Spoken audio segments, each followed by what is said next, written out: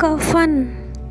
झोपड़ी के द्वार पर बाप और बेटा दोनों एक बुझे हुए अलाव के सामने चुपचाप बैठे हुए हैं और अंदर बेटे की जवान बीबी बुधिया प्रसव वेदना में पछाड़ खा रही थी। रह रह कर उसके मुंह से ऐसी दिल हिला देने वाली आवाज़ निकल रही थी कि दोनों का कलेजा थाम लेते थे। जाड़ों की रात थी, प्रकृति सन्नाटे में डूबी हुई, सारा गांव अंधकार में लय हो गया था।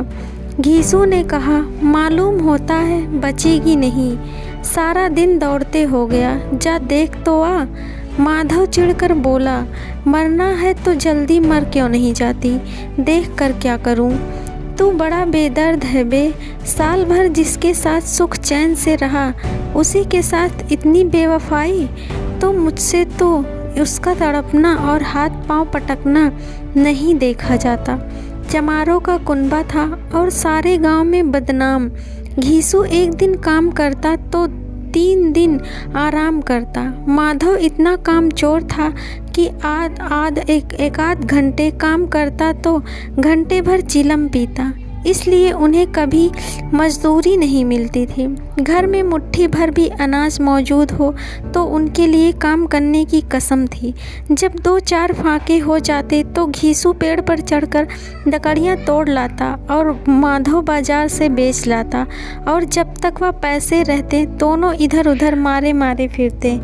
किसानों का गांव था, मेहनती आदमी के लिए 50 काम थे, मगर इन सब दोनों को उसी वक्त बुलाते जब 2 आदमियों से एक का काम पाकर भी संतोष कर लेने के सिवा और कोई चारा ना होता। अगर दोनों साधु होते तो उन्हें संतोष और धैर्य के लिए संयम और नियम की बिल्कुल ज़रूरत ना होती। यह तो इनकी प्रकृति थी, विचित्र जीवन था इनका। घर में मिट्टी के 2-4 बर्तन के सिवा कोई संपत्ति नहीं। फटे चीथड़ों से अपनी नग्नता को ढाके हुए जिए जाते थे, संसार की चिंताओं से मुक्त, कर्ज से लदे हुए, गालियां भी खाते, मार भी खाते, मगर कोई गम नहीं। दिन इतने की वसूली की बिल्कुल आशा ना रहने पर भी लोग इन्हें कुछ न कुछ कर्ज दे देते थे। मटर आलू की फसल में दूसरों के खेतों से मटर या आलू उखाड़ लाते और भून भान कर खा लेते, या 10-5 ऊख उखाड़ लाते और रात को चूसते। घीसू ने इसी आकाश वृत्ति से 60 साल की उम्र काट दी और माधव भी सपूत बेटे की तरह बाप की ही पद चिन्हों पर चल रहा था, बल्कि उसका नाम और भी उजागर कर रहा था। इस वक्त भी दोनों अलाव के सामने बैठकर आलू भून रहे थे, जो कि किसी के खेत से खोद लाए थे।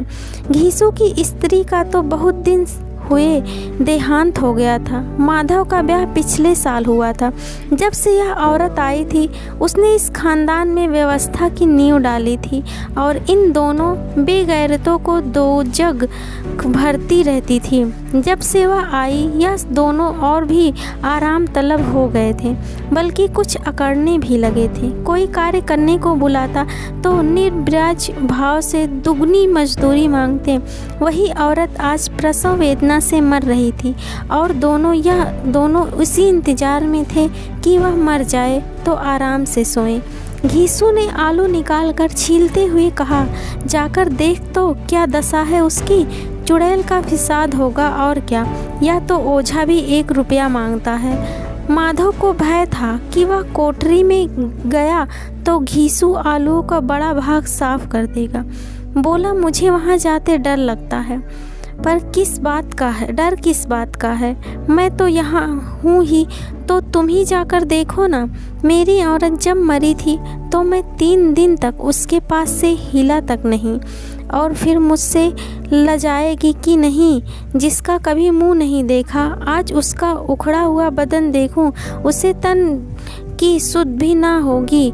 मुझे देख लेगी तो खुलकर हाथ पांव भी ना पटक सकेगी। मैं सोचता हूँ कोई बाल बच्चा हुआ तो क्या होगा, सोंठ गुड़ तेल कुछ भी तो नहीं है घर में, सब कुछ आ जाएगा। भगवान दे तो जो लोग भी 1 पैसा नहीं दे रहे हैं वे ही कल बुलाकर रुपए देंगे। मेरे 9 लड़के हुए, घर में कभी कुछ ना कुछ कुछ ना था, मगर भगवान ने किसी ना किसी तरह बेड़ा पार ही लगाया।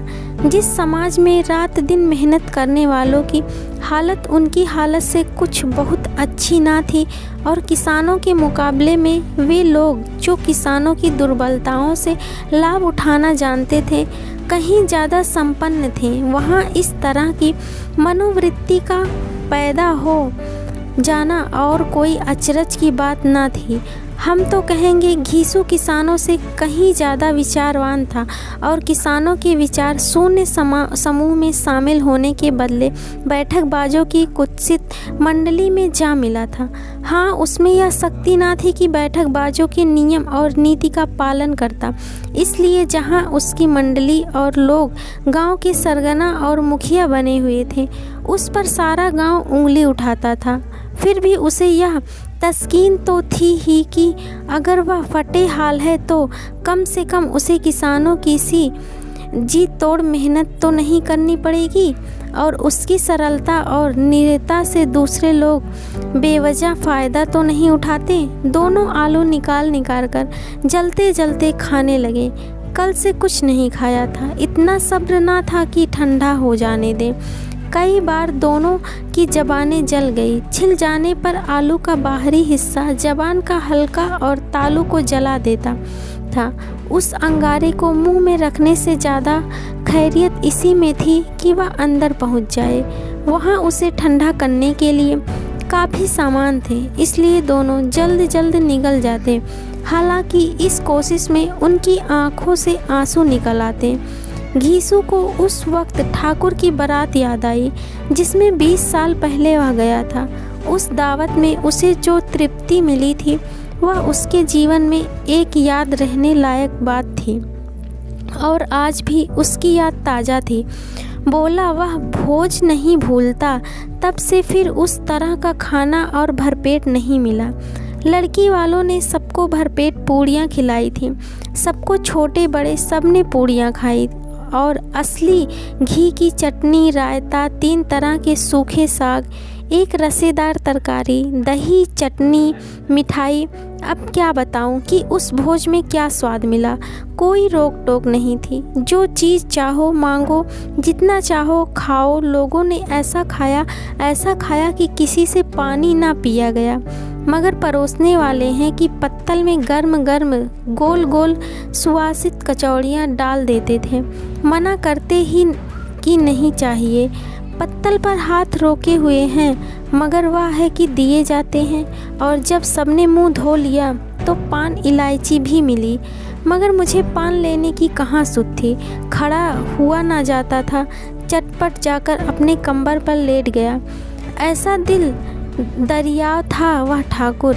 माधव ने इस पदार्थों का मन ही मन मजा लेते हुए कहा, अब हमें कोई ऐसा भोज नहीं खिलाता, अब कोई क्या खिलाएगा।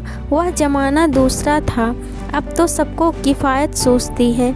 शादी ब्याह में मत खर्च करो, क्रियाकर्म में मत खर्च करो। पूछो गरीबों का माल बटोर कर कहाँ रखोगे। बटोरने में तो कमी नहीं है, हाँ खर्च में किफ़ायत सोचती है। तुमने 20 पूरियाँ खाई होंगी, 20 से ज़्यादा खाई थी। मैं 50 खा जाता, 50 से कम मैंने ना खाई होंगी। अच्छा पका था, तू तो मेरा आधा भी नहीं है। आलू खाकर दोनों ने पानी पिया और वहीं अलाव के सामने अपनी धोतियाँ ओढ़कर पाँव पेट में डाले सो रहे, जैसे बड़े बड़े अजगर गेंडुलियाँ मारे पड़े हों, और बुधिया अभी तक करा रही थी। Thank you. Please like, share and subscribe.